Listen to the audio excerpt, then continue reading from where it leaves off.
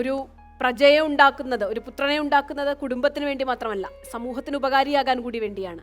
താങ്കൾ ഈ മേഖലയിൽ കുറേ ഇടപെടുന്ന വ്യക്തിയാണ്. എങ്ങനെയാണ് ഇതിൻ്റെ അനുഭവം?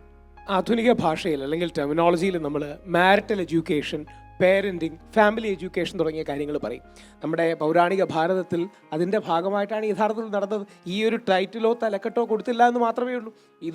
ഇന്ന് നമ്മൾ കൊടുക്കുന്ന മോഡേൺ സിലബസിനേക്കാൾ വളരെ ഇൻഡെപ്തായ, കുറേ കൂടെ സ്പിരിച്വലായ ഒരു ഡയമെൻഷൻ ഇതിൽ വെൽക്കുന്നുണ്ട്. പക്ഷേ അത് തിരിച്ചറിയാൻ പലപ്പോഴും നമ്മുടെ ആൾക്കാർ കഴിയുന്നില്ല. സാറും സ്വാമിജിയും പറഞ്ഞതിൻ്റെ ഏറ്റവും വലിയ ആധുനിക കാലത്തോട് ചേർത്ത് വെച്ച് വായിച്ചാൽ ഈ ആശയവും ഈ സംസ്കാരവും ഒക്കെ ഉണ്ടെങ്കിലും അത് എത്രമാത്രം ആൾക്കാർ പ്രാവർത്തികമാക്കുന്നു എന്നുള്ളതാണ് ഇതിലെ പ്രധാന ചോദ്യം. മാത്രമല്ല, ഇതിനോട് ചേർത്ത് വെക്കേണ്ട 2-3 കാര്യങ്ങൾ കൂടെ. ഒന്ന്, നമ്മുടെ ഈ ഫെർട്ടിലിറ്റി, നമ്മുടെ ഈ ആധുനിക കഴിഞ്ഞൊരു 50 വർഷം ഇന്ത്യക്ക് മാത്രമല്ല നമ്മളൊരു യൂറോപ്യൻ മോഡലാണ് പിന്തുടരുന്നത്. അതായത് യൂറോപ്പിൻ്റെ healthy and so called great model എന്ന് വെക്കുന്നൊരു മോഡലാണ്. കേരള മോഡൽ പോലും ഈ യൂറോപ്യൻ മോഡലിൻ്റെ ഒരു തുടർച്ച മാത്രമാണ്. അതിൽ ഫെർട്ടിലിറ്റി അഥവാ കുട്ടികൾ കുറവുള്ളതാണ് നല്ലത്, കുട്ടികൾ വേണ്ട തുടങ്ങിയ ചൈൽഡ്ലെസ് മാരേജസ്. നമ്മൾ ഇന്നലെ ഇതേപോലെ പറയുകയുണ്ടായി. യൂറോപ്പിൽ ഇപ്പോൾ ഫേസ് ചെയ്യുന്ന ഏറ്റവും വലിയ പ്രശ്നം കുട്ടികളില്ലായ്മയാണ്. ഡെമോഗ്രഫിക് വാക്യൂമാണ് യൂറോപ്പിൽ. അതാണ് സ്വാമിജി നേരത്തെ പറഞ്ഞത്. ഇപ്പം പല രാജ്യങ്ങളും ഇൻസെൻറ്റിവൈസ് ചെയ്യുകയാണ്, നിങ്ങൾ കുട്ടികളെ കൂടുതലാക്കൂ, നമ്മുടെ ഗവൺമെൻറ് സപ്പോർട്ട് ചെയ്യാം. കാര്യം അവിടെ വലിയൊരു ജനസംഖ്യാപരമായ ശൂന്യത വരുന്നുണ്ട് എന്ന്. ഈ രീതിയിൽ ശാസ്ത്രീയമായി പറഞ്ഞാൽ റീപ്ലേസ്മെൻറ്റ് ലെവൽ ഫെർട്ടിലിറ്റി റേറ്റ് 2.1 ആകണം ഒരു സമൂഹത്തിന് നിലനിൽക്കാൻ.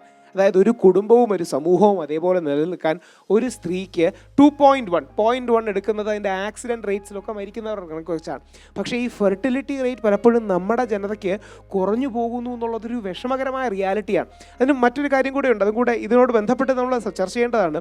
കഴിഞ്ഞ ഒരു 50 വർഷം നമ്മൾ നമ്മുടെ പോപ്പുലേഷൻ ഒരു ലയബിലിറ്റി ആയിട്ടാണ് കണ്ടത്. ഒരു പക്ഷേ ഡോക്ടർ ലക്ഷ്മി അടക്കം സ്കൂളിൽ പഠിക്കുമ്പോൾ ജനസംഖ്യ ഒരു പ്രശ്നമാണെന്ന രീതിയിലാണ്. ഇന്ന് നമ്മൾ ഏറ്റവും നമ്മുടെ പ്രധാനമന്ത്രിയും പ്രസിഡന്റും അടക്കം സംസാരിക്കുന്നത് ഡെമോഗ്രഫിക് ഡിവിഡൻഡിനെ കുറിച്ചാണ്. ഇന്ന് ഏറ്റവും നമ്മൾ പറയുന്നത് അത് നല്ല ട്രെയിൻഡായ, നല്ല കൾച്ചേർഡായ, നല്ല സംസ്കരിക്കപ്പെട്ട ഒരു ഡെമോഗ്രഫിക് ഡിവിഡൻഡ്. ഇതിനെല്ലാം ഇത്തരം സങ്കല്പങ്ങൾ ഇമ്പോർട്ടൻ്റ് ആണ്. ആധുനിക കാലമായിട്ട് ചേർത്ത് വെച്ചാൽ നമുക്ക് നിർബന്ധമായി ഇത്തരം കാര്യങ്ങൾ എടുത്ത് പ്രായോഗിക തലത്തിൽ ഒരു 3 ദിവസമോ 4 ദിവസമോ ഒക്കെ നീളുന്ന marital education, parenting, family education അല്ലെങ്കിൽ ഒരു ഓറിയൻറ്റേഷൻ വേണം.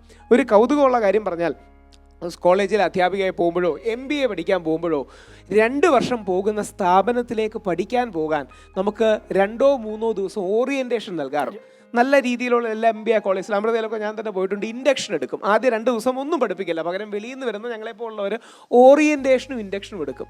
2 വർഷം പഠിക്കുന്ന ഒരു സ്ഥാപനത്തിലേക്ക് പോകാൻ നമുക്ക് 2 ദിവസം അല്ലെങ്കിൽ ഒരു 10 മണിക്കൂർ ഓറിയൻറ്റേഷൻ ലഭിക്കുന്നുണ്ട്.